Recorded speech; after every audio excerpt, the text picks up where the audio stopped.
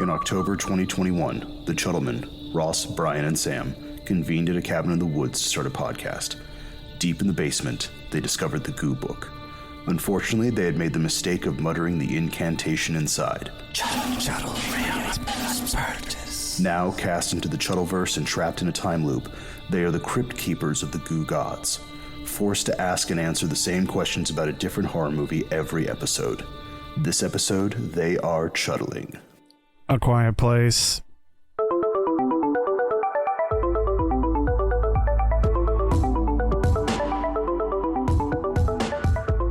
Sup, Chuddle Club members, friends, welcome to another meeting at Chuddle the Pod. As Crypt Keepers of the Goo Gods, it is our duty to determine which movies belong in the Chuddle Club Crypt.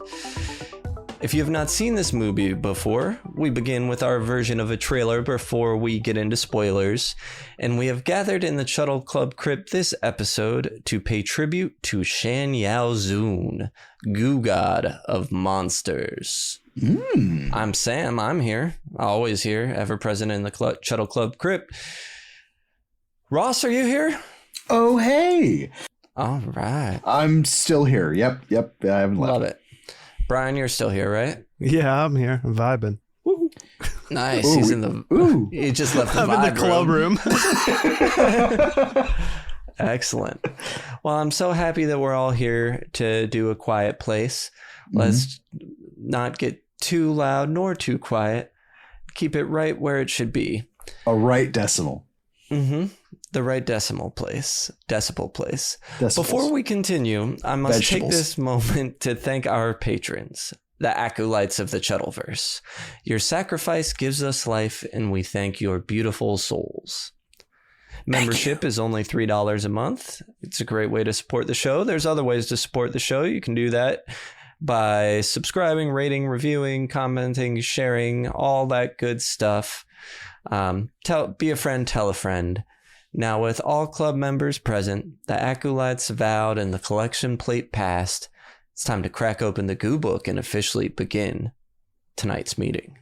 Chuddle Ream Spiritus. Give me that goo. Oh, yeah. Starting with the log line. Tell me if it's right. A family struggles for survival in a world invaded by blind alien creatures with ultra-sensitive hearing. That's right. Yeah, that's right. Sure. Yeah, nailed it. Good job. Good job, Internet. Taglines, you ready? We got three taglines. Okay, all right. If they hear you, they hunt you.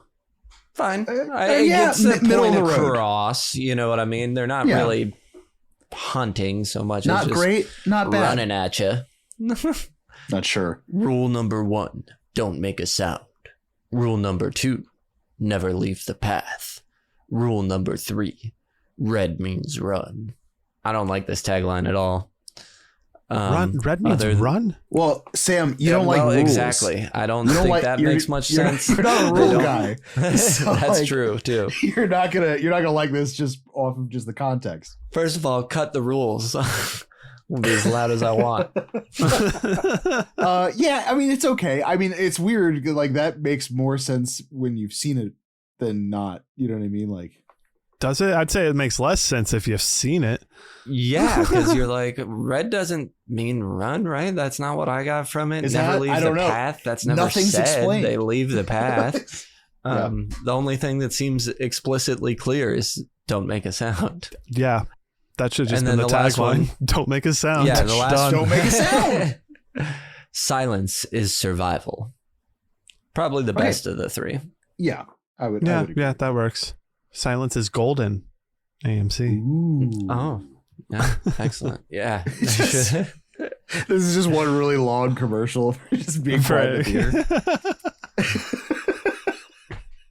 I love I love the idea that's like you go to see a movie and beforehand they play A Quiet Place and it's just like, remember, silence In is its golden entirety. in its entirety. Here's your feature presentation. It's actually it's going back to the trapped in the closet commentary touched on some episodes ago. It's Nicole Kidman. You're watching Nicole Kidman watch the movie. That's and right. Occasionally she those, turns back. Yeah. That's right. Who forged this tribute for the Goo Gods? Alrighty. This one was written by Bryan Woods, Scott Beck, and John Krasinski, and directed by John Krasinski. Bryan Woods and Scott Beck actually wrote the script for this, and it sold. And when John Krasinski became the director, he made some changes. So that's how he got his name on the script. Weaseled his way in We there. got John Krasinski also starring as Lee Abbott, Emily Blunt as Evelyn Abbott, not that these names help because they don't say anything. So Dad, Mom, Millicent Simmons as Reagan Abbott, daughter Noah Jupe as Marcus Abbott, brother Cade Woodward as Bo Abbott, youngest brother. And that's all I've decided to include because there's not much more and they're very small roles. So Krasinski, famous from The Office, giving those little sly looks to the camera. And Jack Ryaning, Jack Ryaning, right? Oh yeah. And Emily Blunt, famous actress in things. Yep. Millicent Simmons is in the sequel to this. I think she's really good. She is deaf in real life. So she's been in some movies, but I think not. I think unfortunately her roles have been limited. Emily Blunt and John Krasinski married in real life. That's the other thing. Are they still married? I mean, they have, as far as I know. I for some reason I thought they weren't. Yes, they certainly were then, and sounds like they are now. The kid, the youngest brother, was in the new Salem's Lot. I haven't watched it, but he's in that. Really? Yeah, and Bryan Woods and Scott Beck, the writers, also wrote and directed Haunt and Heretic. I really like one of those. One of the other ones I'm with. So. I think they're both fine, I guess. Actually, one's fine, the other I'm I think it's the same one, Haunt. Yeah, didn't do much for me. No need to get into it now. We might cover it one day. Sure. It's the reveal of the bad guys. So dumb. All right. Anything else to say here? No. Moving on.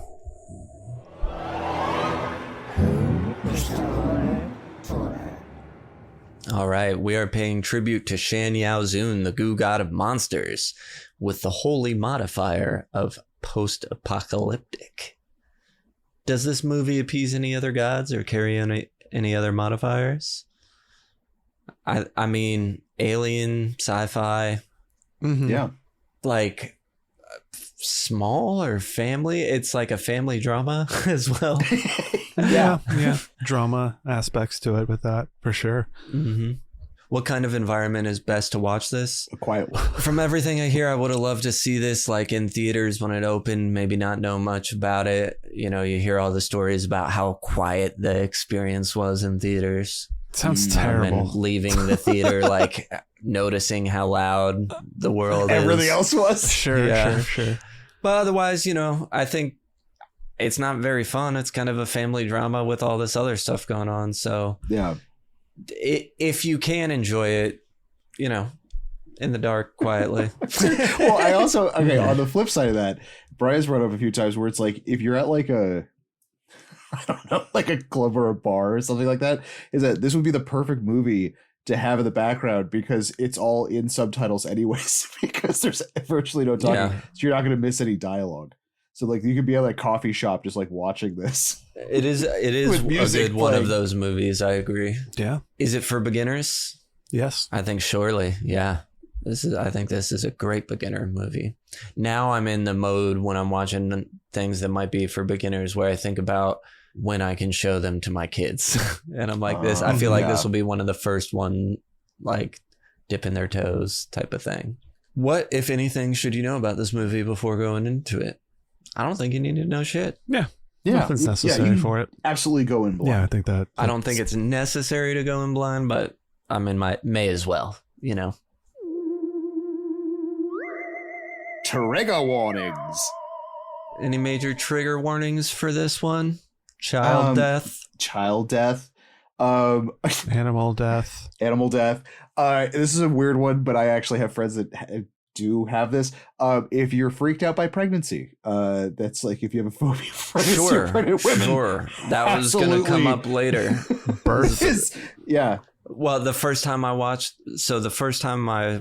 this was when Sam was pregnant with our first and like pretty far along, and all the pregnancy stuff stressed me out. And I watched a few movies while she happened to watch a few movies while she was pregnant with both our kids that had pregnant women in them, and it always stressed me out. But only while she was pregnant. It doesn't bother me now. And it's weird because it's not like kid stuff has suddenly bothered me now that I'm a dad. Mm-hmm. Yeah. Something about that. I like it more. I'm like, more. fucking finally. Maybe foot things. Oh, yes. Yeah. You don't But like I feet. think, There's but gonna be some again, foot stuff. this is a PG-13 movie, so it's not. Yeah. It hits a good line, but doesn't cross it. Yeah. Does this please the gore god Ugat Maloo? I'm gonna say. I'm gonna say not no. really. No. Yeah. Displeased even. Ooh. I mean, maybe not yeah, I mean, there's not much going. Gives them a little bit, just a little taste. Give it a little taste. Leave me taste alone. is definitely hungry. It doesn't work. Cool. Love it. What does that smell? Do you remember if you smelled anything funny? Ugh, it's that smell again. Obviously, it arrived spoiled. It isn't good. It's spoiled. That's right. We're going to get into the spoiler talk now. That's why you heard that stuff about people saying it's not good and spoiled. So here we are. Perfect. We're going to do our IMDb behind the scenes. And starting with this first one, the film's director and male lead, John Krasinski, played the creature in a mocap suit for a few scenes, which I just think is a fun little tidbit. He's like, I'm also going to be the alien. I want to be an alien Jim. too. Typical Jim. Brian Wood's and Scott Beck's original screenplay contained only one line of voice dialogue. That makes sense. So it was more like, yeah. What was that other alien invasion movie we covered that they're like that? The one that everyone loves. No one will save you. Yeah. Yeah, no one can save you. No one will save you. No one will save you. Check out it. We did that. If you've seen it and want to hear us talk about it. The filmmakers purchased 20 tons of corn and hired local farmers to grow it. I just like that. I'm like, oh, that's nice. Way to support the local farmers. All right. Cool. Yeah. Since the characters communicate in American Sign Language to avoid making sound, filmmakers hired deaf mentor Douglas Ridloff to teach ASL to the actors and to be available to make corrections. Just As like the accurate as commitment possible. to, Yeah. They're pulling in Douglas Ritloff money on this one. Yeah. Apparently. Nice. Yeah. Well, nice. when It they shows. signed him It shows. Mm-hmm. Originally, none of the ASL was going to be subtitled, and they were just going to be like, people will be able to figure out what, yeah. And then after watching it, there was one scene in particular when the dad and daughter have the argument about the cochlear implant, the new one that he made for her. Yeah. They're like, you know what? We're going to need to subtitle this. So Like, what the fuck are they talking about? Yeah. Yeah. Yeah. During filming, the crew avoided making noise, so diegetic background sounds could be used. Example, rolling the dice on a game board. Those sounds were later amplified in post-production. Mm. Now this is hilarious. For the first test screenings of the film, audience members laughed in scenes with the creature present as the CGI for the creature was either not finished or completely absent, leaving John Krasinski in a mocap suit for scenes where he played the monster. Oh my god, that's amazing. Are there? Where's that version? Where's that version? B, is that in the bonus features on any of the Blu-rays? Because I would actually buy the Blu-ray just to see. You would get it for that. Oh my god, the mocap cut. Mm-hmm. I think actually all movies that should be a bonus feature where you can just watch the mocap cut, where it's just devoid of the special effects and you can see the what the actors were actually doing. Yeah, that would be staring awesome. at a tennis ball. Oh, this one I put in for you, Brian.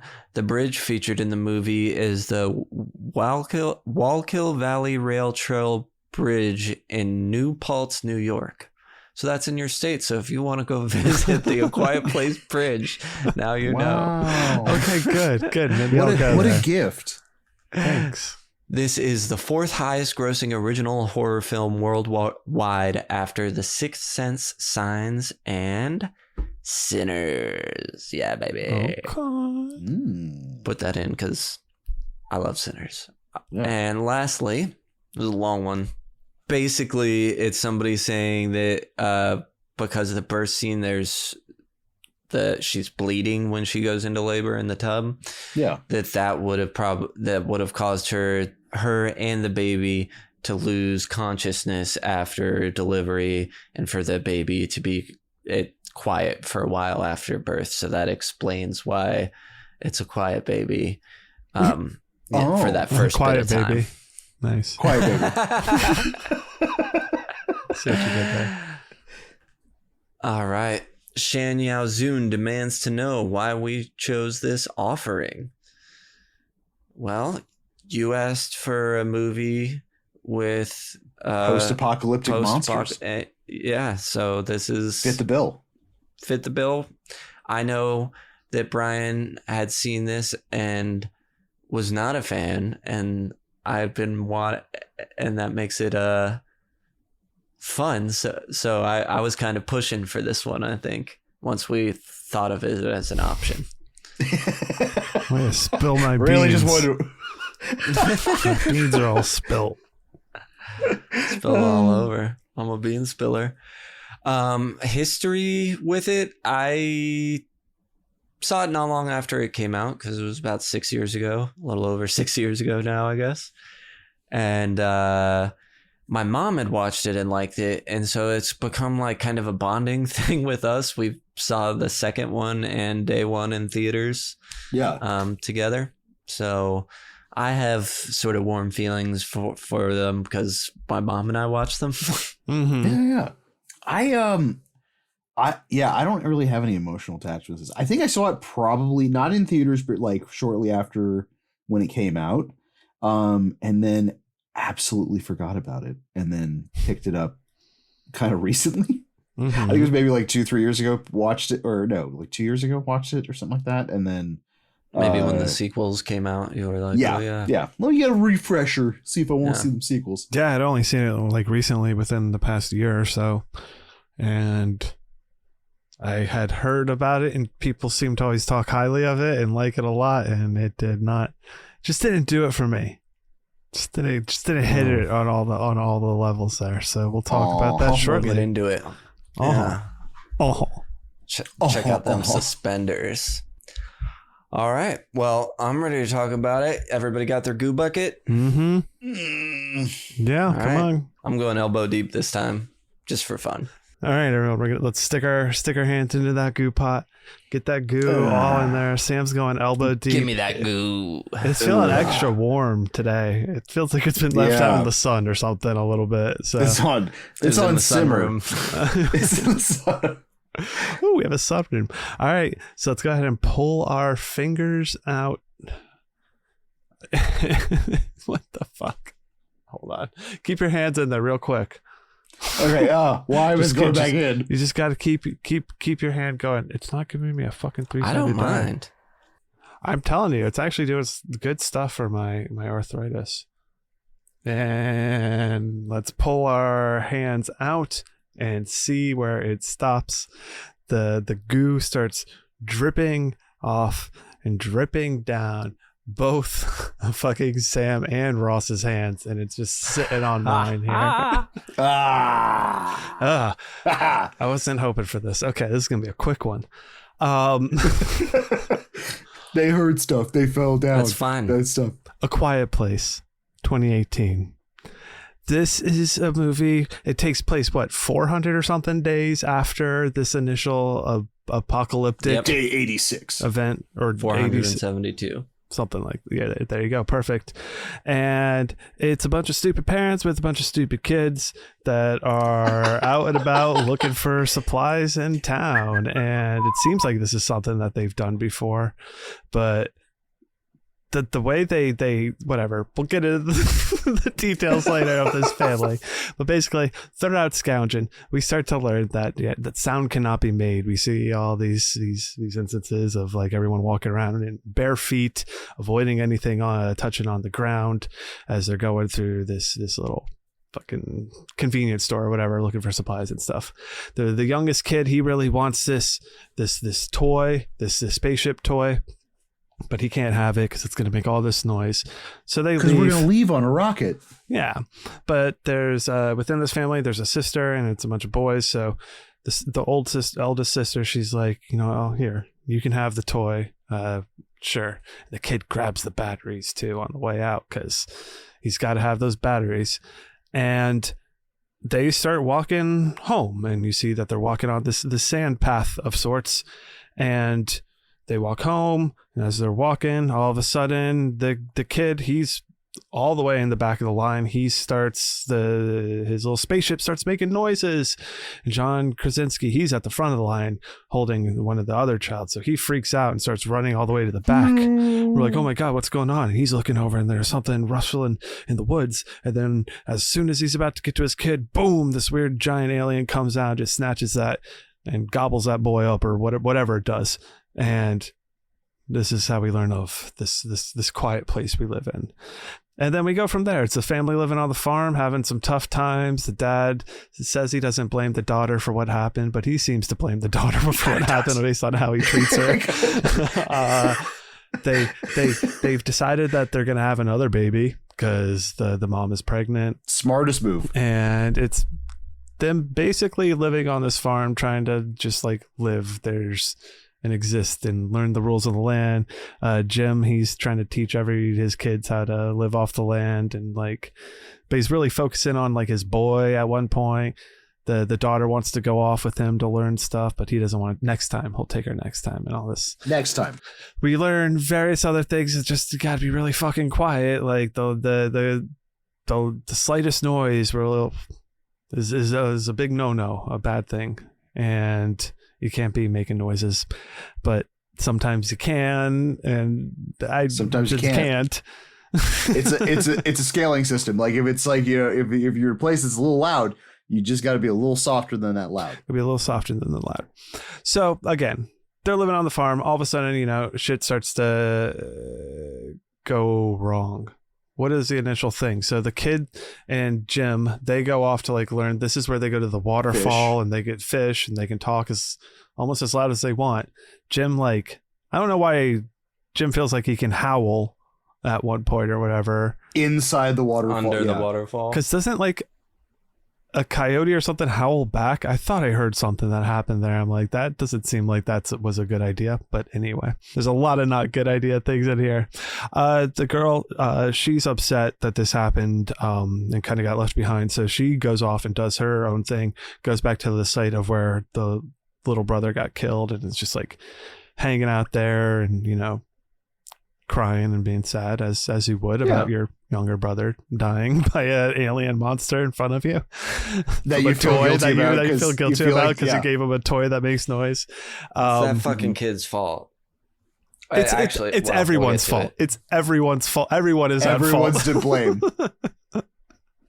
And then so she's off doing that. Meanwhile, mom's at home. It's birth time after water broke, but don't forget I forget why she went downstairs to get a bag of balls, but that pulled up a nail and in the stairs. This is where we get our foot thing. We got nail theory coming. So that just is adding to all the things that are like, normally someone would be loud in this situation, but they have to be quiet. Right. Because of the alien things. So she's giving birth. She's stepping on nails. Blood's coming out of everywhere.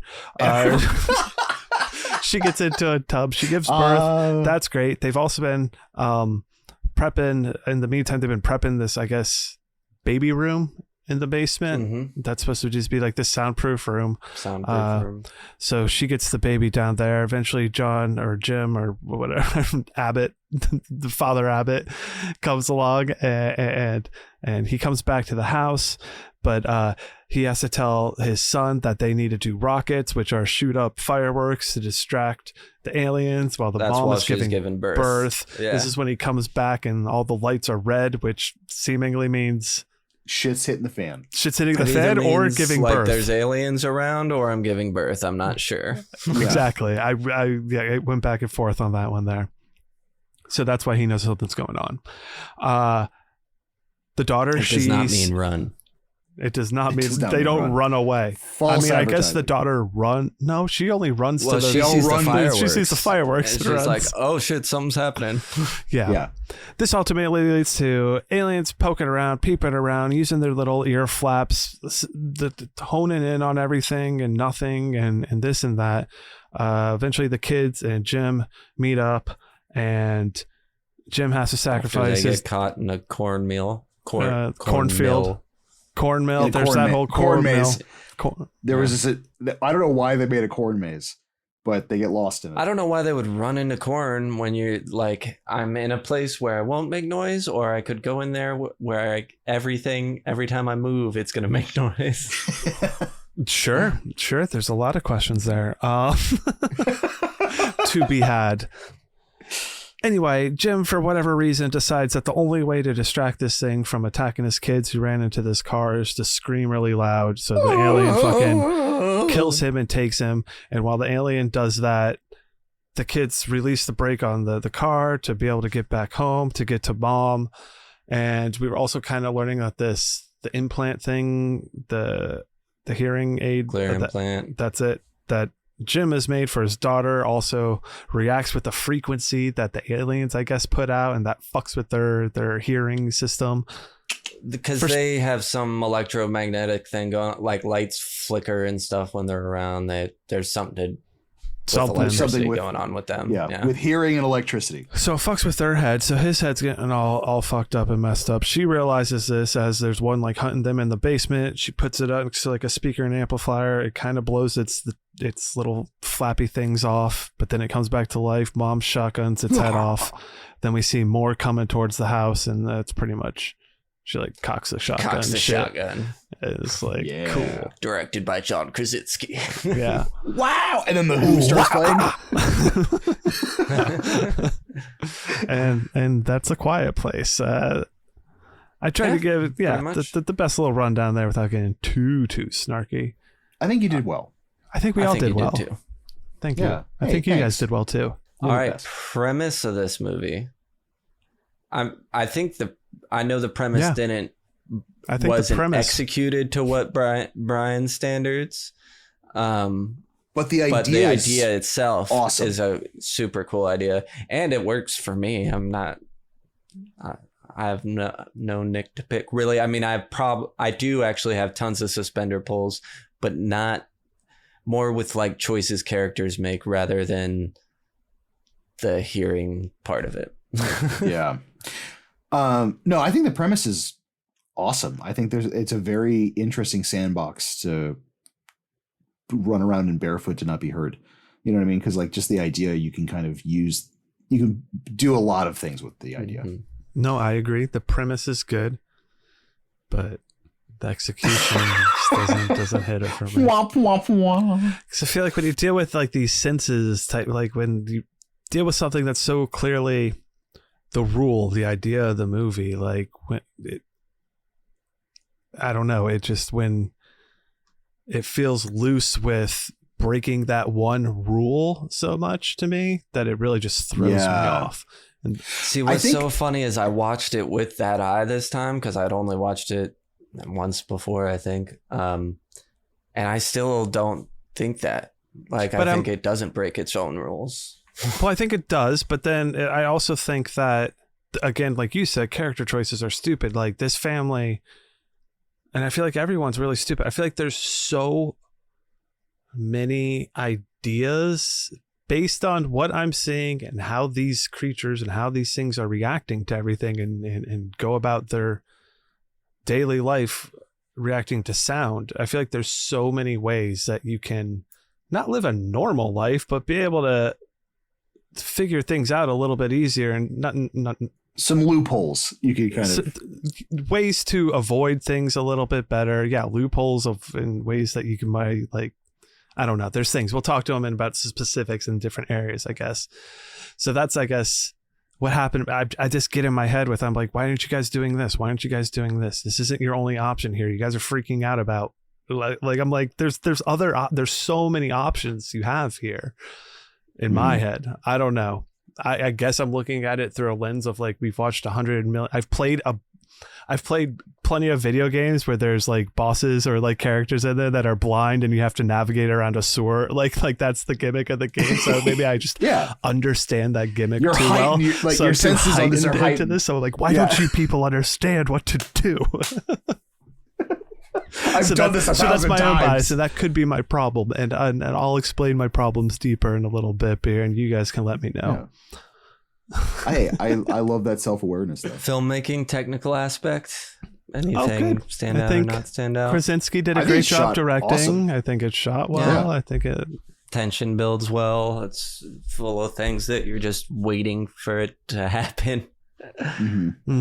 Yeah, and I think that I can see why theaters got, somebody reaching in their candy bag during the movie. Everybody would be like, oh, totally. I also do like the idea of the really cool juxtaposition of the really big wide shots. So you see like the entire farm or them doing things in this kind of like huge landscape. And then when they get super hyper focused and zoom in on like the dice or like their feet or like something around those lines in sand, where it's like you have this like tension of like the thing that could possibly make the sound, and it makes you, the filmmaking is very hyper focused on what could make sound, which like rises that tension when people are doing anything in this. All right, suspenders. Did anything in this movie tug on your suspenders of disbelief? Ripped them off. Yes. Yeah. So going back to the beginning, so why didn't John Krasinski just take the batteries out and give the kid the toy? Because he's a bad father. Easy fix. Who lets the kid's 6, right? Maybe 5. I don't know. Obviously, I don't know. You guys would be the experts in that. I'm assuming this kid was like probably 5 or 6. Why would you have that child in the very back end? Why is he the caboose? Yeah, like you'd have a parent in front and parent in front and parent in back. Why are they not? It's a sandwich. He's so hyper fixated and paranoid about so much stuff, but he's fine with just like being all weary and tired in front and just like letting this kid drag in the back. Like he's not concerned. Whatever. I had that exact same thought too. Yeah, and obviously it's the MacGuffin because it's the big the trauma thing that kind of separates the family members and then brings them back together towards the end of the movie. Like I get the why we had to have that happen, but you could have done something instead of just having like, well, he was in the back of the line. Yeah, they still say grace. I wrote down my suspender stuff. Ooh, I was like, we're still doing grace before we eat, like. In this post-apocalyptic alien world, it just tugged and that's my biases showing, you know what I mean? But it's because I had a question on not even the suspenders, because the idea for the big one for me was like, okay, so you have a clear understanding that certain areas have higher decibel levels, like the waterfall, right? So you can actually whisper talk, and when you're in the heart of that, why wouldn't you set up your camp by something that had a baseline decibel level way higher than the quietest like, I understand it's like in the movie that's their farmhouse, because obviously like in later scenes you see the kids' bedrooms and stuff where they modified their own home to work, you know what I mean? But it's like, I would figure that you would do a pilgrimage to a place that would have a higher decibel baseline so you could like camouflage. You know what I mean? Where it's like, if you built a base by the waterfall. I agree with that. Why isn't? Well, I think so. I was thinking about that too. Being in an area, like obviously going towards, just being near the river or any of that stuff. Yeah.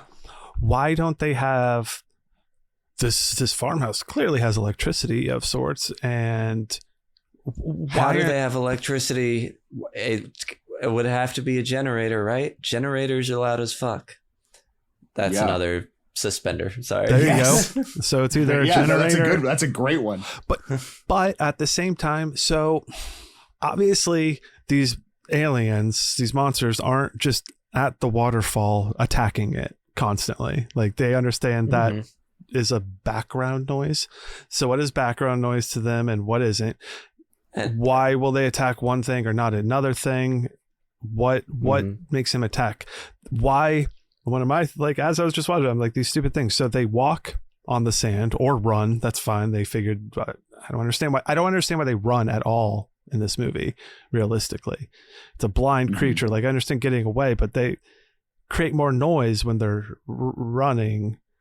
Anyway, on the sand, they're walking because that's the quiet thing. But then we see a clear scene of like a raccoon walking on the sand that gets fucking eaten. Because it's doing that like skittering. I'm like, even still, I'm like, that's fucking quieter than like. So then led me to believe, why aren't these things fucking going constantly? There is so much more wildlife going off in those areas than probably human activity. That's what throws me off on the raccoon thing at all, is because there's actually not really wildlife. And I was like, oh, like they've been, they kill the wildlife. So, because one of those things with those big wide shots is normally you expect to hear like birds chirping or whatever, and it's quiet. And I thought that was, to me, I was like, oh, I guess nature's gone. But now thinking of it that way, I'm like, what are the fucking raccoons doing? I guess maybe they lived in the attic. They'd be causing a bunch of noise up there. And then, I guess it's like, again, what does their hyper hearing allow them to realistically hear, and how does it allow them to hear through other noises and distractions? Because I'm like, they are in a farmhouse surrounded by a cornfield. Cornfields are that shit's loud. Like the corn, especially in wind, the rustling that's swaying around, that's a lot of noise that's going to block sound that you're making. So like these tiny little sounds that they're so worried about is like, okay, but like versus some sounds they don't seem as worried about that seem to make the same decibel level. Then I'm also like, okay, again, back to like, you apparently have electricity, you're working with like a lot of electronics and speaker type stuff. Why don't you have a fucking speaker system set up around the property at all? So you press play and it just starts playing off something off in the distance, so you could the fucking things run off and go try to get that. And then wanted to like instead of the fireworks on top of the fireworks. Why not? Like fireworks as another as additional things. I feel like you'd be thinking of so many ways to distract. Like these things seem to be so bound to any of these sounds or wrestlings. Like you should always carry like a rock or two in your pocket, so you don't have to scream at the top of your lungs. You can just throw it off into the fucking cornfield and the thing will chase after it. Like it's they're very reactive to a sudden noise and will bounce that way, it seems. That's just where my brain goes. I'm like, Jim, Jim, you didn't need to die. I don't think you needed to die. I don't think you needed to die in front of your child and cause that kind of trauma. Right. No, it is. I mean, like there are a lot of like plot holes when it comes to like the functionality of what these creatures can do, and then like the levels of it, where it's like if you're having a baby but you have to color coordinate the floorboards because if it creaks loud enough you could do like I don't have a baby because like You don't color coordinate them. but you know what I mean? Where it's just like, if you're doing that, it's a baby. Like, that thing's going to be just on a baseline babbling and talking and screaming. You know, I mean, obviously that's why they build the weird oxygen sarcophagus to leave this child in. But like the soundproof oxygen sarcophagus. without feeding it or any of that kind of stuff. All right. So the one that got me is the nail. So she's got the satchel, right? Mm-hmm. And she's like bringing it up the stairs. It gets snagged on that nail and then pulls it upwards, right? Mm-hmm. Wouldn't she just step on the base of the nail? How did it flip to a sharp end of a nail? It's not that it flipped. Why was a nail nailed in upside down and then hammered down? That's what Ross is essentially saying. Why is the nail like upside down? Right? It's the pointy end up is what you're saying. Why is the pointy end why up? is the pointy end up? It should be, even if it got bent and someone like if you're hammering it and it got bent and you're putting it into the stairs, if it gets pulled back up, wouldn't it just still be the base end of the nail? Well, only if it was... Or the head of the nail? I mean, there's no situation where a nail would ever be this way. I mean, I don't disagree. All the same, Because the other thing is, let's say you probably wouldn't be nailing it on top. You'd probably like be doing something at an angle underneath so the nails are hidden. But if a nail came up out, you wouldn't just hammer it down flat. You would pull it out and redo it. Yeah.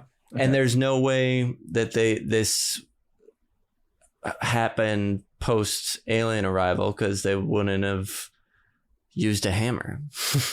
Exactly. Right. Yeah. Sure. Mm-hmm. Sure. Good. I'm glad that we're all... I feel like they would have been doing way more soundproofing. Because I mean, there are instances where you would nail up totally. Sure. But not like in the middle of a board. Not in the middle of a board that someone's going to stay. Yeah, exactly. Yeah. Where... And then fix your it leftover nail is that much that you need to nail it back down. You're like, oh, it's a solid 4.5 inches. I used a 6-inch nail when I only needed a 2-inch nail. Just 4 extra inches. We'll just hammer that down. Yeah, it does 3 times the job, man. If it's 6 inches. No, I just the way I thought. When you were saying switched, I thought you mean like it changed from how we saw it the first time to the next time. No. Yeah. I just feel like it would be a downward. Switched if it was a downward you nailing. Wouldn't put a nail in the middle of the, like in that position anyway. You know what I mean? Oh, totally. Yeah. I mean, and then, I have plenty of more other kind of little qualms here and there, but it's all based on that kind of sound stuff. So I just feel like they would be the weird, the things they don't do that I feel like could be done. The regular ambient noise is why it seems like it's more based on like, that over there is going to be making noise. Why aren't they attacking that? Why doesn't that get attacked there? I just feel like the way sound like the cornfield, right? Say a wind, just or why aren't they attacking the waterfall? Mm-hmm. Why isn't the waterfall just fucking a bunch of aliens, like just drowning a bunch of them? Yeah, they're just constantly there, just like nonstop, just hitting water. But like, especially in how woods does it work? too, is the it like amount. An echo thing, like okay. So this is what's like fucking me up too. Echolocation. That okay? Which no, you can't, because so they do that, which would suggest echolocation.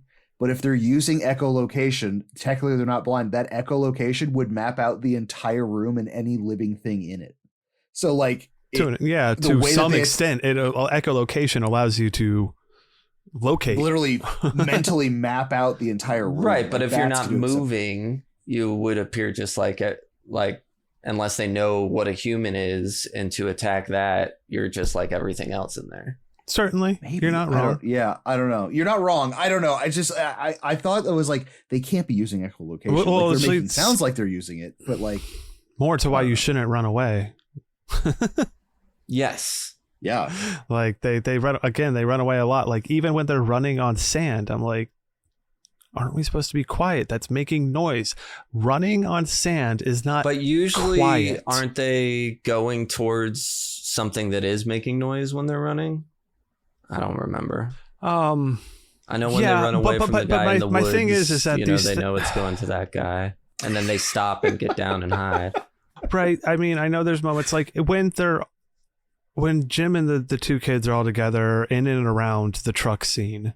I know there's running and stuff going in and around there too. Yeah. My other thing there around that truck scene is then when Jim that fucking sacrifices when it rolls down the hill. Yeah, a lot of fucking noise. Why is that thing not immediate? Like, just because it doesn't have gas doesn't mean it's just act of rolling down the hill. If anything, they should have got out and let it roll down the hill and let it chase that. That's what I'm saying. There's the only time I feel like there's a real use of distraction is with the fireworks, when that should be such a distraction. Yeah, highly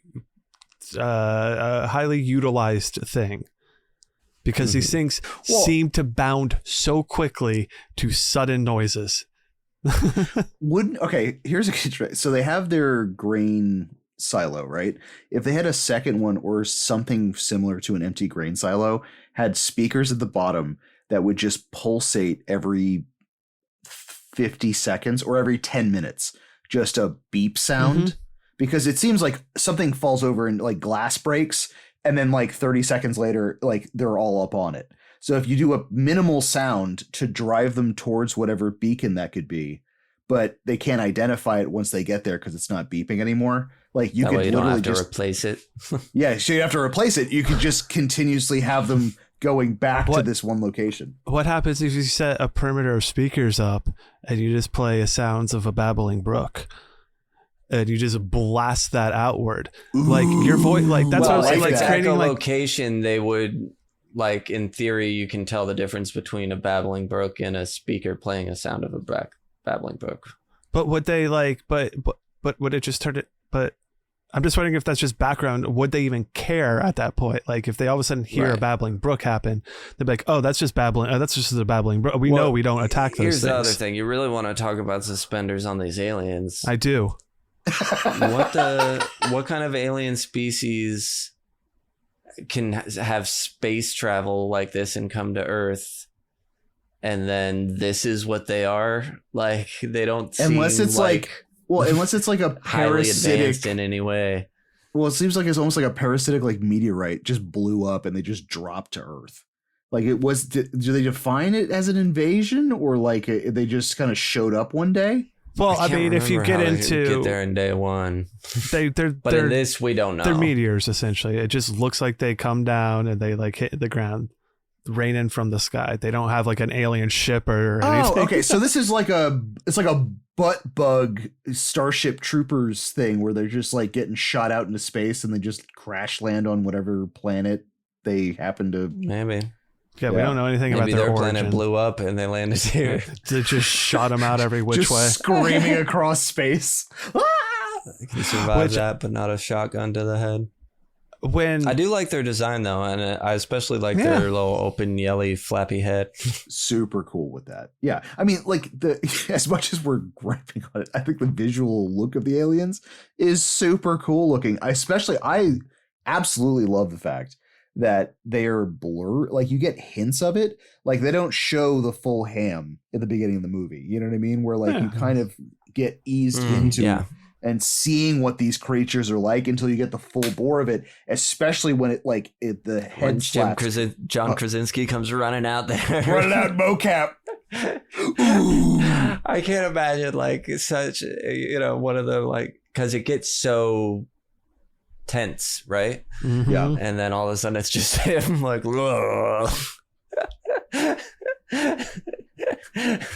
why even show that to a test audience? Like, I wish I was in that test audience. Are you kidding me? I understand uncompleted movie like effects like that, but I think because it was him especially makes it like really how are you hard. Gonna have how you have an honest shake on a movie when you do that halfway through?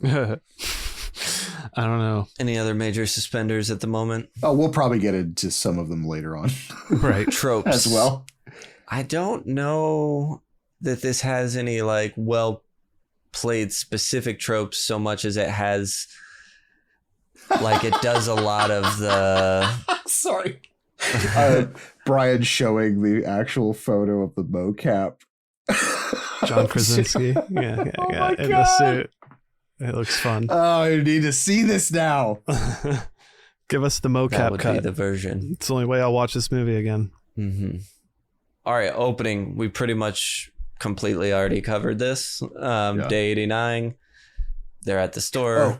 Kid dies. Day 472. There is a weird trope in this movie, though, that I did want to bring up, is that like, and I think it's more situational, but I noticed it on this view more, is that like there was a real big trope of like a lot of things going on behind the daughter's back and then her realizing, where it's like it happened a few times where I was like, I understand why, and obviously it's like what's going on in the film, things like that. But after like the third or fourth time that it happens, where I'm like, do we have to? I feel like this is intentional at this point. Just like Gratuitous. I don't know. No. Gratuitous would be a good way of putting that. It didn't stand out to me. But the opening, did it work for you? I know it didn't work for Bryan. Until I watched it with this hypercritical eye, it worked for me, and it still does. I'm just being nitpicky. Honestly, no. I mean, like the beginning opening sequence of this is a gut punch. I mean, like it's weird. It's one of the first movies that I can think of off the top of my head where like you're introduced to the puppy and then the puppy dies. Like literally immediately, where it really did set this like unkiltered tone for me first time watching it, where I was like, oh, this is not what I was expecting. I don't know what I'm in for. You know what I mean? Which I thought was kind of an interesting spring point, particularly like when do you see like not full frontal child death because it happens in kind of like a blur, but it's like this like whoa. That's an interesting way to phrase that. full frontal. Well, it's just like because usually it's alluded to, like in this one it's alluded to, but like you actually closed. He's very close. No. What I'm saying is that like it's like off screen or something around those lines. Like this happens, and it's like really close to like you see him get tackled, and I thought there would be that's way more than I thought for a PG-13 film. Sure, you know what I mean? Sure. Characters and character choices. We've hit on this a ton already. So you got our dad. He seems disliked. You got Bryan. You really don't bad like dad. him? Bad Is that what dad. I'm getting? Real bad dad. Bad Like he dad. could finally tell his daughter he loved her think as if an alien was going to kill him afterwards. Well, his son didn't tell her. Like he didn't. His son's like, you should tell her that you feel that way and tell her you love her. Because she doesn't think so. Your son does your sons need to tell you to tell your daughter you love her? No, but I also have not gone through. Oh, I thought you guys had. all this Sorry, trauma. I thought you were a lot more close to this. was eaten. No. It's For all I know, He's I not- could respond in a way where I say I'm not holding it against them, but clearly Sure, I am. consciously. But yeah. I mean, they're all damaged, and especially like when you have an opening like that, like they're all fractured in their own different way. And what's kind of really interesting is to compound that they can't speak. I mean, obviously they're using American Sign Language. Yeah, it makes sense that they, they were well prepared, having already having that as a language within the house to Yes. be silent. Mm-hmm. Oh, for sure. But it is like it's weird. Obviously there's silence in this, but there's like this deafening silence within the family. Like it seems like they have not really talked nice. or broached nice, right? They never broached the subject of their kid No, you're or right. sibling's death. And it's the home's heart is also a quiet place. Yes, exactly. Well, yeah, because I mean, like but it seems like they're all in these different pinnacles of survival mode. I mean, shy of the kids. I mean, the kids understand the limitations of what they can and can't do, but they're still kids, so they're pushing those boundaries. That's the other thing. This fucking 5-year-old knows that making noise is going to get him killed. Why did he put I was just about to ask you guys that. That kid is absolutely old enough That's what I would have thought. Like, so then either Jim is a bad dad and not telling him the consequences that could happen of things and really preparing him for the world, I guess. He just seems so absent. There's no way this kid doesn't know. There's no way he doesn't know. And he is so careless. Because, I mean, he almost knocks the thing over when he's trying to get... Why is the kid so careless in this world? But then why is Jim so careless? And the mom, just by being the two in front and not watching the children behind them. Like, it's just... That's what I said by everyone's making bad decisions here. Yeah. I mean, it's no level of, like, speak no evil. But the parental thing on this is... I don't know. It fluctuates because I mean, like, it's weird because like the dad in certain respects is like hyper attentive. I mean, the guy's learning like the structure of like the ear canal to help with like a thing for his daughter and like this, like the baby proofing room. It's weird where it's like, it's not the forest of the trees where like you're doing all of this crazy shit, but not having the foresight of that. Or maybe, to be totally honest with you, because it's in the opening scene, is that this is his hyper fixing that, where like he was fucking around on day 86, but by day 400 and where the movie actually begins, he's now 180'd and now he's like hyper prepared and hyper stuff because of what happened to his son. There you go. Dialogue. I'm a big fan. One of my favorite dialogues was and then shake your head no. I know I just did a visual bit. So this scene, they're walking in the forest. They come across this old guy with a dead one. Why is she? I guess he didn't kill her because he seems upset that she's dead. I don't know what we've come across here at all. No, the vibe that I got off of it was that he went out and found his wife like that. And then maybe he went to find her. He went to go find her, wound up dead, and now he's so grief-stricken that he's doing that weird Popeye face before he just belt screams. I get the grief that he's grief-stricken and belt screaming. I just don't get how we got to this situation. Oh, it's random. Like, it's just a random... It's the equivalent of, like, a guy in a banana suit just sitting like, there's no context. But wait, actually, no, I take that back. Guy in a banana suit makes more sense when you're in an area that seems populated, but when you're in this, like, I feel like when you're in this small compact area, you would either, like, where does this person come from? Where were they neighbors? And what got them to this state? Well, or if they are neighbors, wouldn't they kind of know Jim? So yeah, to prove that point, though, yes, 100%. When I'm just gonna say Jim because you go with it. So when the dad Jim.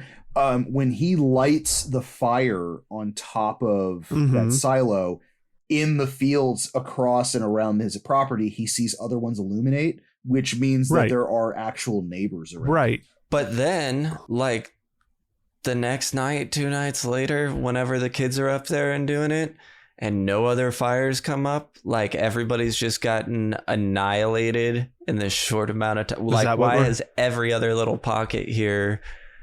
Is that? I mean, that's what we're led to believe, right? Like by them not being other fires for them to see. Is that pre or post fire? Like, no, that's after the fireworks, right?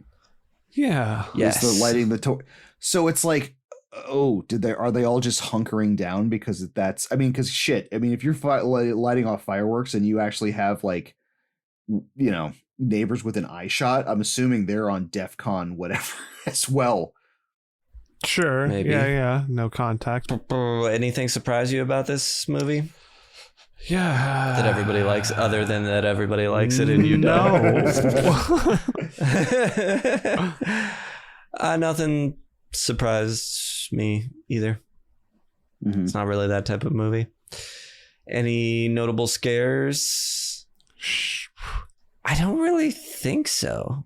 No, I mean, like, because because the ignition point is sound, to me, it had more suspenseful moments. Yeah, than it's all about like suspense. trying not to make noise than it is. Exactly. Yeah. Like it's not a whole lot of jump scares. It's mostly like that we're like, oh fuck, oh fuck, oh fuck, oh fuck, instead of just like the bah. Right. I guess that old man in the woods could be scary. I guess would be, yeah. I think that really was because like when they move through and he's blurred in the background and he like stands up. That I guess you could technically say would be a jump scare. Sure. And like it was, I mean, the first time watching that, I definitely was like, I didn't I wasn't like, huh, but it was it's that unsettling. Like, oh, yeah. Like, why is there a dude here? Yes. Yeah. But that brings us to our gore / kills. So the little boy dies right away, mostly tackled off screen.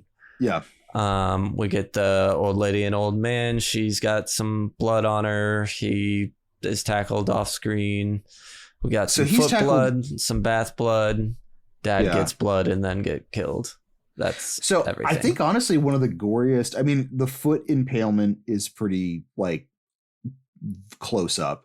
And then I think the old woman, because if I'm not, I could be completely wrong on that. I think like her intestines are out, right? No, like her gut. There's blood coming up from her belly area. It's definitely not that graphic. Oh, okay. Well, then never mind. I guess it's just. So yeah, that's everything. That's everything. Gorometer. Let's do it. It's time for the Gorometer. Fatality. Consistency, intensity. Put them together. Consistency's low. 0.5. 1?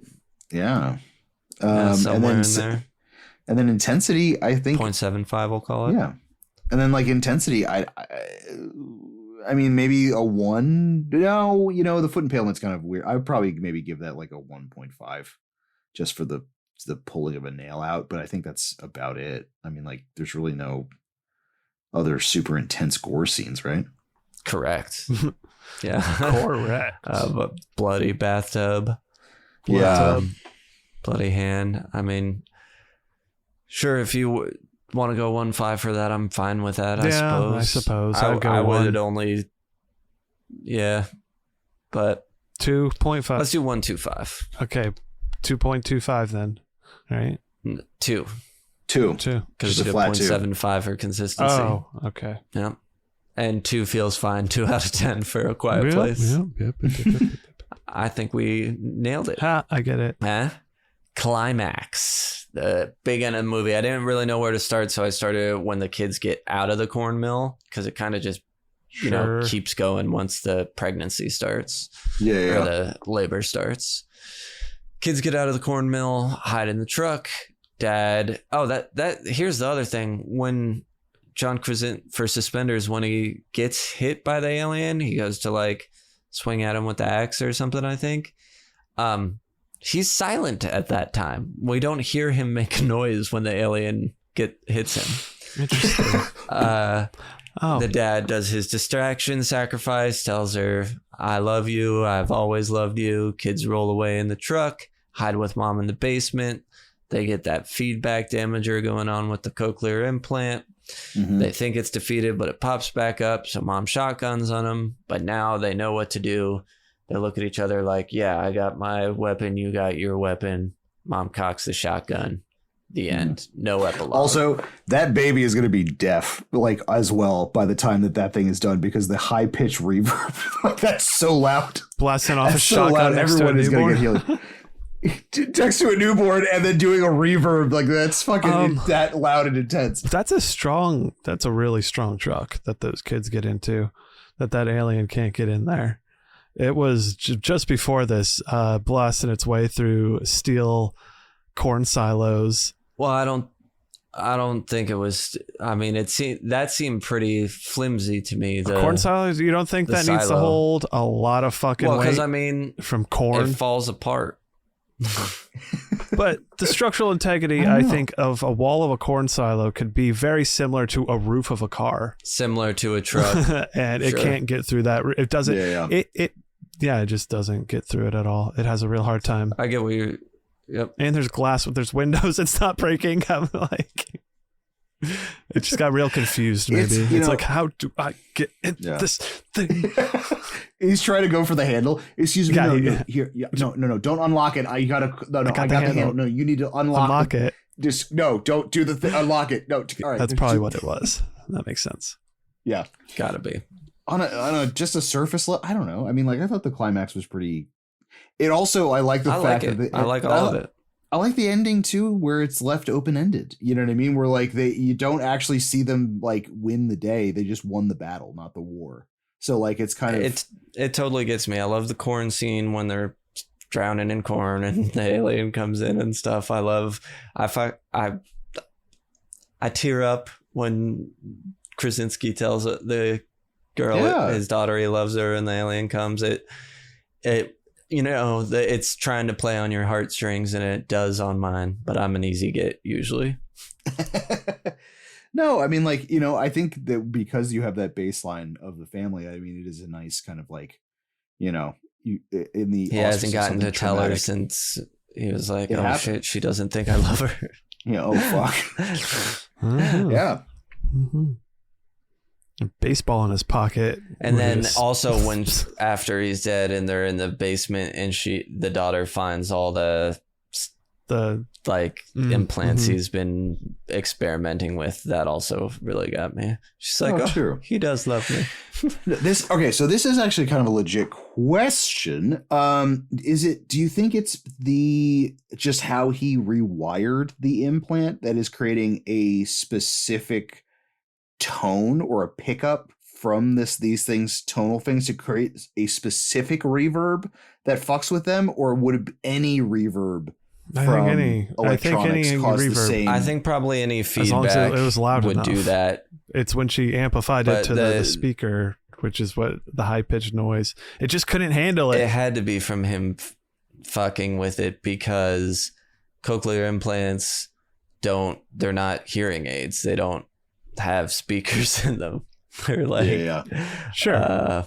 Because it's got the part that attaches to your head. I think you have like a magnet or something surgically, and it's all like vibrations. That's how you it vibrates to cause the hearing sensation. Yeah. So technically, I'm pretty sure they don't emit any noise whatsoever. Oh no! What I'm saying is that, like, I guess kind of like with what he specifically did. Like, is it a one-off? Is it like, if this thing breaks, could they actually reproduce that tonal value to actually deflect against these things? Or is it like, I think you could just put a microphone to it. Yeah. Okay. Yeah. And they get into it in 2, but I don't remember. Okay. Good to know. Mm-hmm. I think they go to an island. I'm positive. Pretty well. I don't know if I don't think I've seen 2. I saw the prequel, which introduces, or I don't know if it introduces, but it has an idea in it with water, which I don't feel. They when can't they hide swim under the fountain. Isn't it the creatures can't swim? Yeah, or something they're like instinctively go in water and go near it. They're like, water is like a big thing that happens in the prequel thing. Is it? I didn't like remember one of the that, people jumps off a when dock the basement's flooding to go into the water. Dives in underwater. Yeah. Goes into the water, dives underwater. But there's a scene sorry for spoilers of the prequel, where one of the characters, I think, is running to avoid all of them coming. So he jumps into the river, and like none of them, they all immediately stop. They're like, oh my God, water. And then one of them does fall in, and when it falls in, it immediately just like seizes up and like can't swim or breathe or do something and dies. But that's logic for that movie here, for these space traveling creatures that die underwater. Because this one swims. I don't know what it does. Maybe it went down there to die. Just being in the water, it was like, fuck it, I give up. Because I don't think think we have like any thing more happen there. She like runs out. It gets there's also she it gets distracted. That's the one that gets pipe, I'm pretty sure it gets distracted by the kid falling into the corn silo. Oh yeah, she's with the baby underneath the water falling in front of her. Yeah, that's a cool scene. All right, it's the crematorium of questions. Means we're getting towards the end here. Let's see what questions we have tonight. How would you make it more like Martyrs? Oh, wow. Okay. Okay. All right. So the first, I would just, it's actually a pretty fast-paced movie for being a small movie. Like, it moves, I think. Yeah. But I would kick that up a lot. And then when the alien gets Jim, it's just focused on him getting like Ripped slowly killed. Yeah. And just toyed with by the alien for about 20 minutes. While his children watch. Yeah. And then it's a flash cut to like 20 years later. The daughter's grown up, and she's going And on her some child. weird revenge thing. Yes. And just murdering aliens in a very Murdering aliens. very sick way. Shotguns pulling off arms, and then the aliens capture her and peel her skin off. Perfect. How would we survive? Not be dumbasses. I getting with Bryan, I guess, because it sounds like I would die. I got ideas, man. Well, I don't know. Mostly I We would try didn't and even talk sound about the obvious things. Sorry. Go on. I would try and find a structure near something that naturally made a lot of sound and try and soundproof that structure. I don't want to have to try and build anything or live in a tent or something like that. Absolutely. But like a beach house maybe. And, figure out how to soundproof it while, Beach being house is quiet. great. Think about the waves. Wait Isn't for a that lot of thunderstorm. sound? You know what I mean? Like- You can use a hammer and nail in a thunderstorm. What the fuck do you think those aliens are doing during a thunderstorm? Do you think they're jumping at the sky? Freaking out. Just running around like rabid. Well, no, because they don't attack these things for whatever reason. They somehow get that unexplained logic. Yeah. But if My they were other- attacking waterfalls and cornfields, then absolutely yes. But like a thunderstorm's not a constant thing. Like that just comes out of nowhere. So how do they know? Anyway, but also maybe they are. That'd be hilarious. They're they're climbing jumping at trees the and sky. jumping into that. Now, What I thought about for tricking them was like go to a cliff edge and put something out on somehow get a noise to emanate over the edge of the cliff. So they're just launching themselves. To their doom. But they would seemingly, like, if they have echolocation, would know that there's a clip. But again, I don't. Sometimes they. You're whatever. right. You're right. Yeah. But there seems should be an easy way, especially with like farm folk have access to a lot of explosives and explosive type things. It seems like a farming community could figure out a way to like make a sort of system that draws like everything in the area, like a loud sound thing, just like design a trap for them. Oh, for sure. It draws like a whole bunch of then there and just blow them up. Like they say these things are really impenetrable fucking and impressive? indestructible, but there's So this corn, right? No We're over a year. It's a little over a year since the sun died. This corn, they got a pretty decent sized field of corn. They have to be doing all that by hand and silently. Like, you know how hard it would be to till a field quietly? Right. I feel like you need a distraction. And then who's putting the corn in this mill? That can't be a quiet process either. but it feels like wouldn't just like pulling corn be just a little bit louder corn noises? So would that even be something that registers? Because on an exceptionally windy day, like I said, that corn's going to be blowing around and making a lot of noise. It does make it really just like what constitutes a baseline, and then like would it just be natural like wind and nature, like kind of like because obviously like you said the river, same thing. You know what I mean? Could you create a fake one?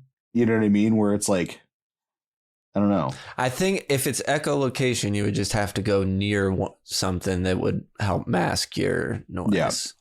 because otherwise you'd be able to tell that it's fake. But then again, okay, then but if we really don't know, you know what I mean? That's true. We really don't know, but it seems very heavily sound based, so we always carry an extra rock on us. Yeah, that we're able to throw far away. So that's and then a you just walk ball. the other way. Perhaps a noisy toy. The choppy teeth.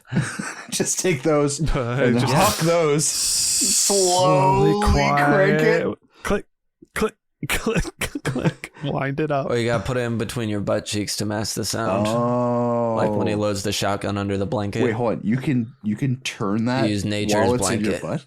I do it with my butt. Oh.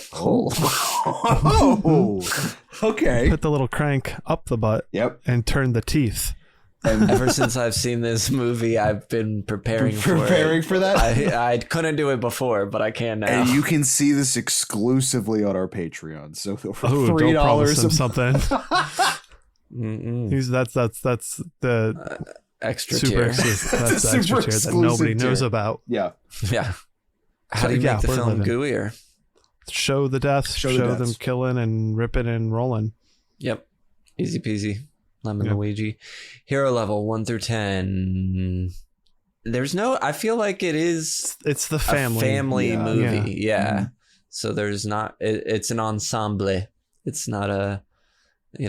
So I don't really know who. I mean, you could pick whoever you want. None of them particularly stand out. If I saw them as a group, I would recognize them. Let's say at a horror con, you know what I mean? Yeah. I'd probably recognize a Jim if done well, or an Emily Blunt. I mean, yeah. I would recognize them at a horror con, even maybe not as a family. Yeah. But definitely as a family. He's just got so it has some level of iconography. So what, maybe like a 2 or a 3? I was gonna say like a 2. Yeah, all right. I'm down with sure. 2. I'll take a 2. All right. And power level 1. I mean, it's nothing more than tenacity, a standard human.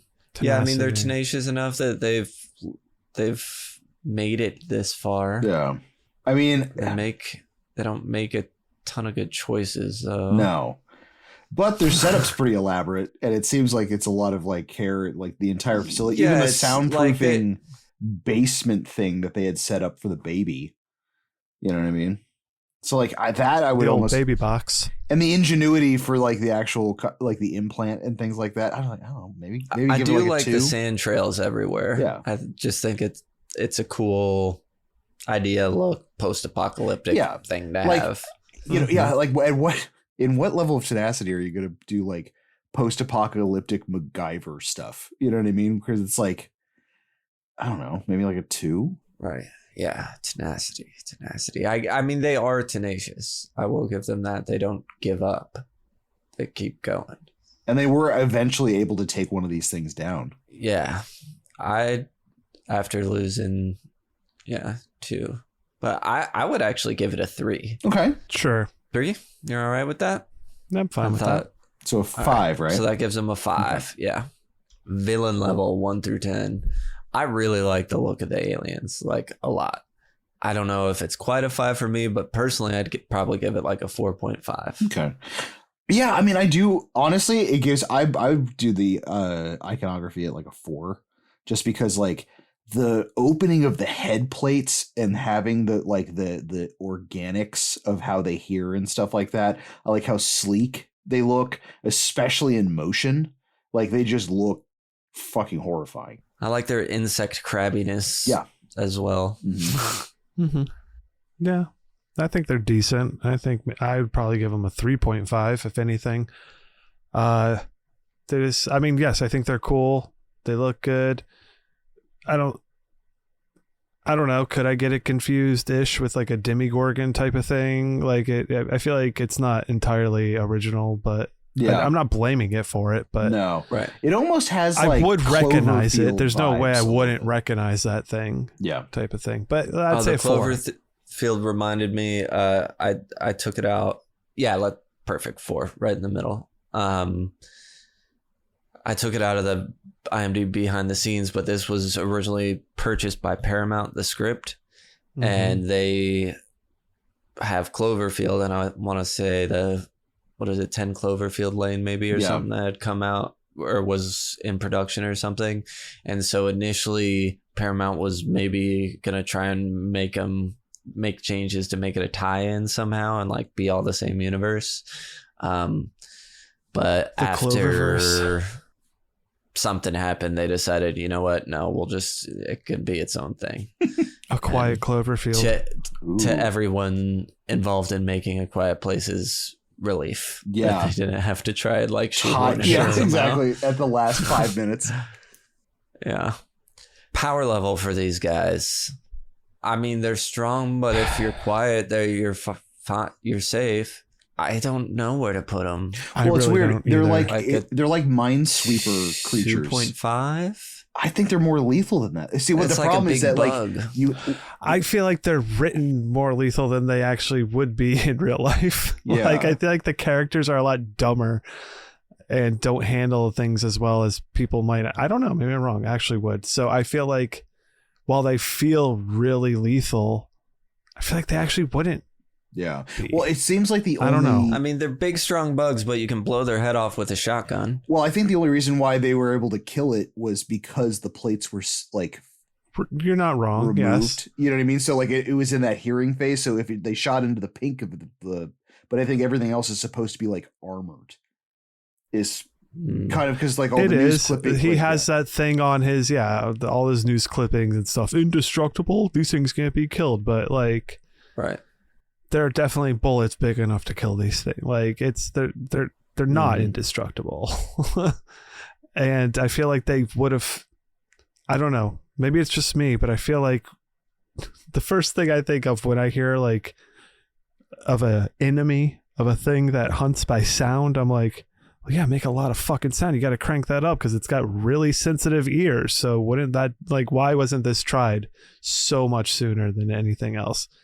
And again, I think would be used to our advantage. So I agree. I think Sam's at a 2.5, but yeah, I did. All right. I mean, I think it. That. Well, I was convinced to go higher by Ross. Yeah, so I was going to change it to a 3. Let's do I was going to say a 3. Okay, a 3. It's a 2.75. Yeah. Okay. So that gives it a 6.75, which is higher than our characters, and that makes sense. 2 of them die, and they have to figure out a special way to defeat them. You're not wrong. So works. Our math works. Sure as long as our math is working. Should it have a sequel? What is your sequel? It has 2. There's an A Quiet Place 3 on the way, apparently, because I went into Krasinski's IMDb and he's directing that. The Quietest Place. He did A Quiet Place 2 as well, but he did not do Day 1. Right. I don't. You could, but I think I don't know. I'd almost want to have it just with a completely different group of people and how they would deal with it differently if they were in like a different surrounding, you know what I mean? Because like on its base level in the sandbox, the premise is good enough that it could absolutely constitute a sequel. It just depends on how you approach said sequel. You know what I mean? Like I would just love to see just a different group of survivors and how that happened. You know what I mean? Or like, well, that's what Day 1 is, and it's also on the day of the invasion. 2 continues the story of the family. But I don't really remember them particularly well. And I think I agree with you. I think it would actually be fun to have a concurrent one with whatever those other fires are. And maybe one of these other groups is having another encounter at that time.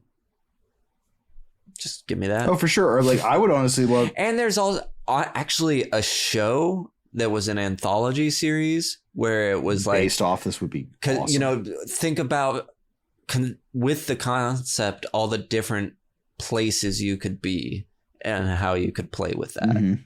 Could be really interesting. Love it. I want like some like cyberpunky world, so they start figuring out how to like turn the implants and like use them with their mind to like shoot out a high pitched frequency. So there's like a group of hunters. Oh, like scanner style. Have like these these implants that they go out fighting these things, and yeah, there we go. Fun. and it's fun. I thought you didn't just want a better remake was what I was getting. Like, just remake it, but better was my guess for what you were going to do. Would you buy the soundtrack or score on vinyl? There's barely any score in this because it's a vinyl of nothing. Quite a lot. There's just nothing on it. There's a little score and we get like a Neil Young song, right? Oh, yeah, we do get a Neil Young when we dance together. Yeah.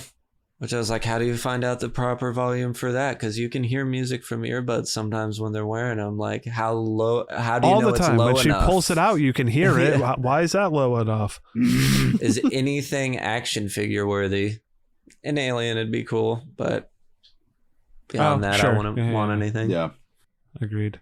Merch prop promo item would you want from the film? I'll take the floor nail. This is the nail from the one that goes in her foot. Yeah. This is the nail. This is okay. I like that. That's how much Sam hates feet. He wants weaponry to dispatch them.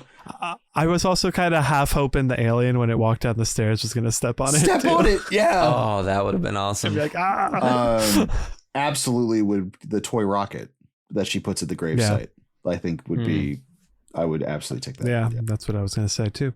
I feel like this is a tough one for a midnight showing. What do you do at the midnight showing? A lot of shushing. A lot of shushing. Yeah. Have librarians shushing you the entire time. The whole time. It's just like an hour and a half of shh. Give the audience real fun. Give the audience earplugs, and then also throw earplugs. Mm-hmm. Sure. And then blast off fireworks when they do. Ooh, and then M80s everywhere. Yeah, M80s everywhere. There it is. Corn kernels. Yes. You could yell. You could howl with the. There's two yellings. So actually, I was gonna say there's two like vocal yellings in the thing, so everybody could stand up and just yell at the same time. Oh, when Jim screams, we can all do a Jim scream. Yeah, 4. When he screams to dying. There's lots of yelling. Actually, he screams when he dies. The old man screams. Mm-hmm. She screams when the fireworks work, and the kid and him scream at the waterfall. Can you imagine? It's gonna sound like the fucking. We're at Midsummer with all these weird noises going on. And they're like, shh, shh. Nailed it. Popcorn bucket. What is it? I feel like the farm, maybe, or the sill. The corn silo. The corn silo. Yeah. It's real boring, kind of, but. Oh no! But it's got the two kids in it, so it like on sticks. You know what I mean? They're kind of just up just there, floating so you in fill it? the popcorn around them, and you eat your way. No, that needs to be like the That's almost like the drink. Oh, the drink would be really custom good. cup with topper. Yeah, the souvenir I would cup. do the alien head, and then you push the top, and then it opens up like where all the plates would be, and then you just kind of. And that's where you put your popcorn. Yeah. Okay, that'd be good. That works. I only want your fingers. Should we all, cut our fingers open and bleed on it? Can you wrap your fingers around this? I'll take a Voorhees burger and a slide of Jason's fingers. Show them. On this show, we use a rating scale of 0 to 5 fingers. Each finger represents a different quality about the movie. You can cut your fingers how you please. These ratings are entirely subjective, as the gods only care about our connection to the movie. Let's get it. I'll go first because I think I might be highest. Go, baby. So engaging, I will give engaging. I'll give it a. I'll give it a 1. It's almost 0.75, but I think that was really the second rewatch I did for the pod where it was like, I know what's happening. Sticky, I will give a 0.5 to. I have only watched it once before, and I remembered it pretty darn well for the most part. Some of it, came to me as I saw it, but I remembered most of it. Stuffable, I'll give it a 0.5 because the creature design is cool and stuff like that. I don't really want any A Quiet Place stuff, but it's aesthetically cool enough that I want to give it some points for Stuffable. Cockles, I am going to give a 1 to. The emotional heart of the story works for me, but also just the connection with my mom. You know, it's got a cockly movie for me. And rewatchable, I'll give a 0.5 because I'm not rushing to watch it again, but I know I will watch it again some point in my life. Sure. And not because I won't need any coaxing or anything, which gives it a 3.5, which kind of feels exactly where I thought I'd be. Maybe a 0.25 higher, but 3.5 is what I got on Letterboxd. I'm happy with it. Let's go to Ross. Oh, hey. All right. So engaging, I'm going to agree with you. I'm actually going to give engaging a 1. I think because it is so silent, it forces your attention. You know what I mean? Where it's especially like with viewing it for me, I kind of just like, even with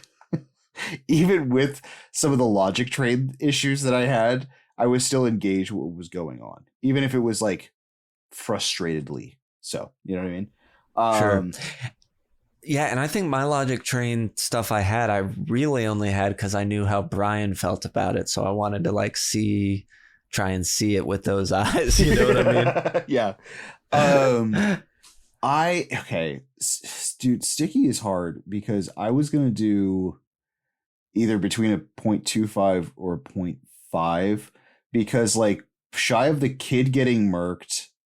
And then, oddly enough, the board game lantern scene. That's the only 2 things I remembered from the fucking movie. Like everything else. You didn't remember Jim sacrificing himself? I knew he died. I just didn't know how. I did not remember how. You know what I mean? Where I was like, oh yeah, I know he gets killed, but I don't know how that happens or like why that happens. So, I'll play it safe just to give myself wiggle room. I'll do a 0.25 on that. Stuffable stuff, all the stuff. I think that's gonna get a goose egg for me. I don't want anything from this movie.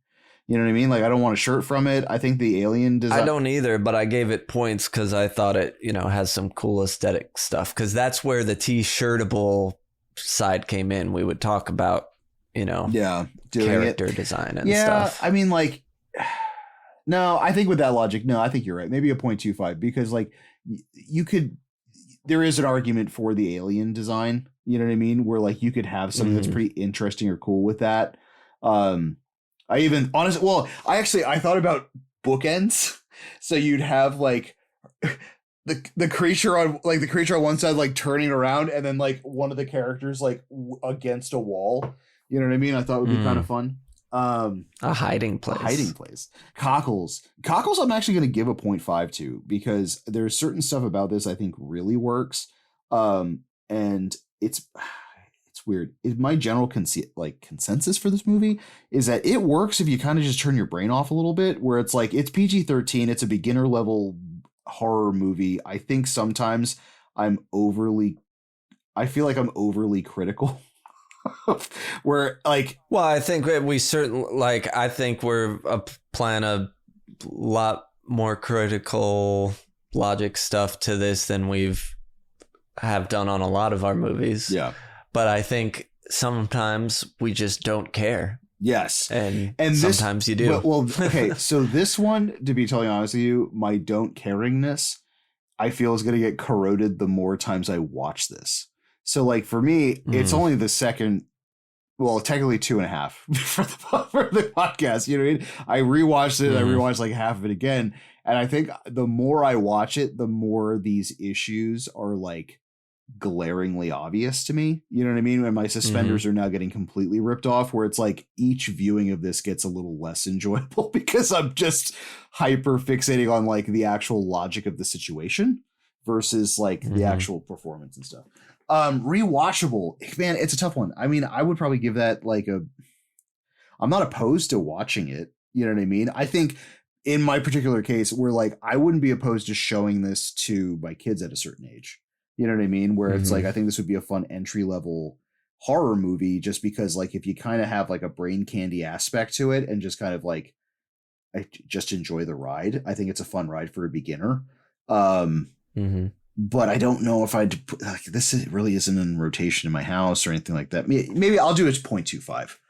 I think that's fair. You know what I mean? Because I think I probably will show this to my kids. I just don't know if there's probably another list of things I probably would show before this. 2.25.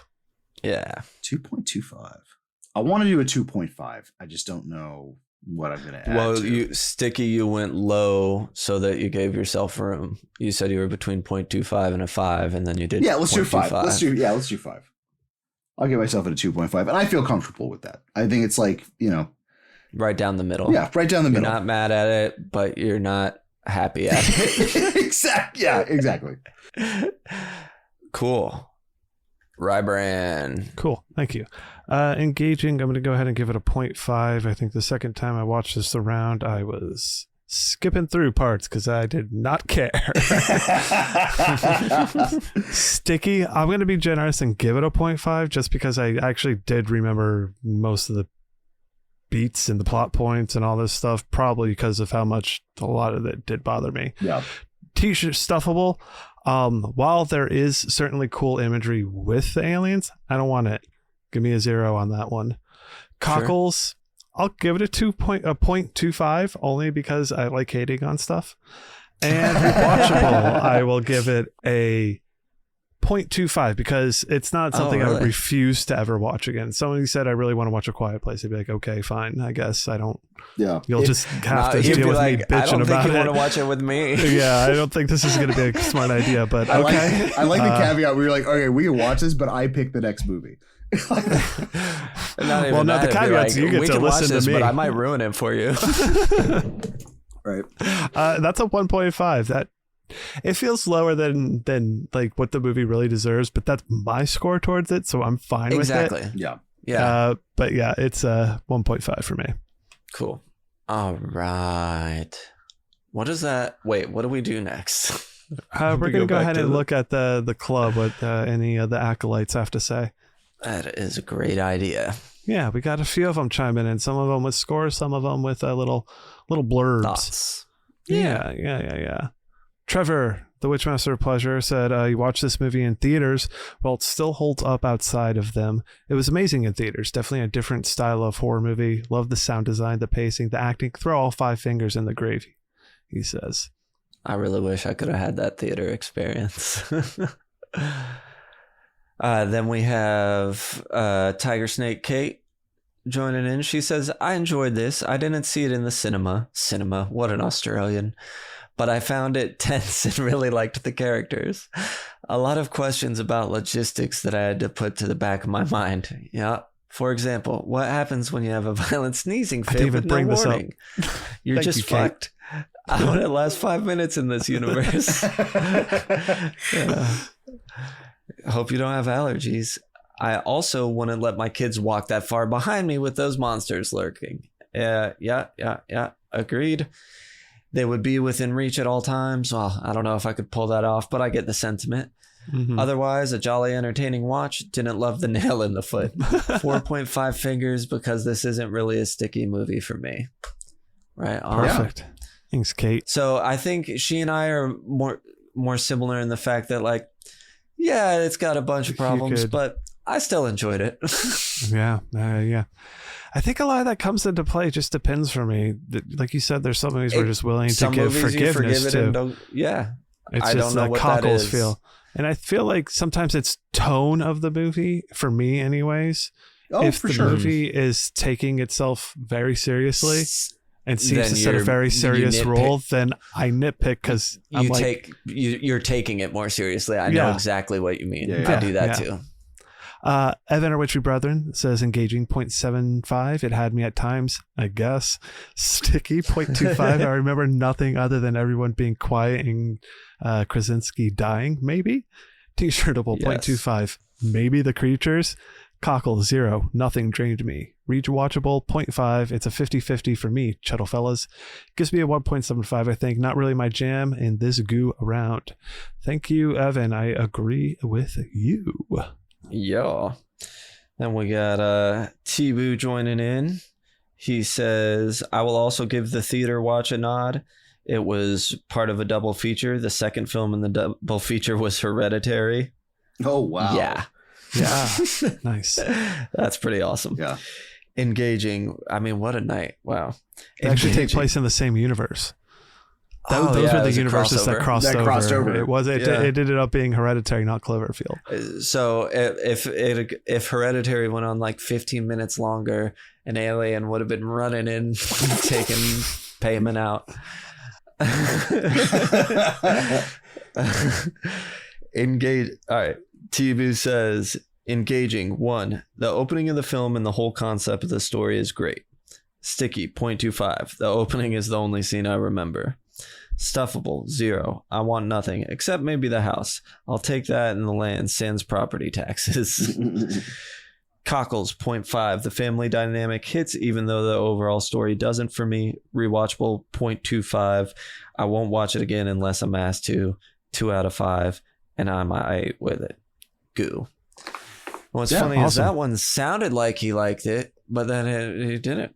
Doesn't really, I guess. All right. Well, thanks, Tibu. I am asking you to watch it again. And lastly, we have Scotty cleaning us up as we like him to do. Engaging. 1 of the best theater experiences ever. Awesome. Everyone was tense the entire time, and people were afraid to even make noise with their popcorn. We were all engaged, but not to each other. That would have been weird. Yeah. 1. So many memorable scenes. The opening, the nail, the bathtub. T-shirtable, 0. Nah. Cockles, 1. For some reason, I gave engaging a 1. Okay. Rewatchable, 1. Oh, for the same reason, not for some reason. We'll leave with what I said. Rewatchable, 1. It took me a while to get around to a second viewing, but when I did, it was immensely enjoyable. 4 out of 5. I gave it a 4.5 on Letterboxd, which feels better than 4 because it is. Also, the kids who live in the apartment under mine would never survive A Quiet Place. Take that, kids under his apartment. Shut the hell up down there, he says. Kids. Darn. Man, Scotty has a few words for you. Yeah. the youth. If he didn't take T-shirtable, stuffable so literally and had gone with character design type of thing, perhaps he could have got to that 4.5 using our system. If you're Which feels listening, better I want than you a to 4. think about that and then send me a text. Extra homework. Everyone send Sam to text to 984-337-4862. We should set up a Chuddle the text number that people can reach us. I wonder if people could text that leave us a voicemail. The phone number I set up. You can leave us a voicemail. Yeah. That number is on a missing flyer. We have missing flyers because we're missing from the real world, but we're right here at the crypt. So call that number. I'll post it somewhere again. I don't have it off the top of my head. I'd read it otherwise. So that's what the club has to say. That's all. Fantastic. Thank you, Brian. You're can welcome. I ask you to do another thing for me and tell us, how does this movie compare to others in the Goo Book? It sits right in the middle. 2.5. Our scores averaged it out to a very middle of the road movie. Other middle of the roads are Malignant, Friday the 13th Part 2, Final Destination 5, Seed of Chucky, and Survival of the Dead. It sits right above the Autopsy Jane Doe, which we just covered at a 2.4, and some other stuff in the Goo Books as well. But yeah, there you have it, right in the middle. Nice. Cool. And that number that Brian was talking about, I pulled it up. So nice. It is 240-317-4971. Once again, that's 240-317-4971. If you want to go ahead and leave a tip on where we are. I think right now there's a voicemail from the Chuddle County Sheriff's Department. So if you have any tips about where we are, let us know. Let them know. Our physical bodies in that world. Let them know, please. And we'll play it on the show. They're in the Chuddle Club Crypt, baby. They're the you know where you are. You're in the crypt, baby. Chuddle Club Crypt, baby. You're gonna die. Fantastic. Well, I think we did a great job, as we always do. Let's go ahead and close the Goo Book for this meeting. Conclude another chapter. Closed. and move along. If you've made it this far, thank you so much for listening. If you're listening in Spotify and you made it this far, go ahead and drop us a little emoji of a speaker with a line through it. And if you're listening on anything else and you enjoyed it, go ahead and text this episode to a friend. That'd be great. Yeah. Want to stay up to date with the show? Follow Chuddle the Pod on Instagram and Threads. You can follow at Ross Purvis on Instagram, see his tattoos, get some art. If you're in the Central Florida area, just summon him and he can tattoo you. You can follow all of us on Letterboxd at Chuddle the Sam, Chuddle the Ross, and Chuddle the Bryan with a Y, respectively. Jump in our Discord if you want to talk to us, talk about movies, talk about the episodes, be part of the Chuddle community. Really, that's all I have to say. I was going to repeat myself a little bit. So let's just go ahead and say, join us in our next episode when we pay tribute to all the gods. What does that mean? You'll have to find out. Tune in next time. And until next time, avoid the time loop.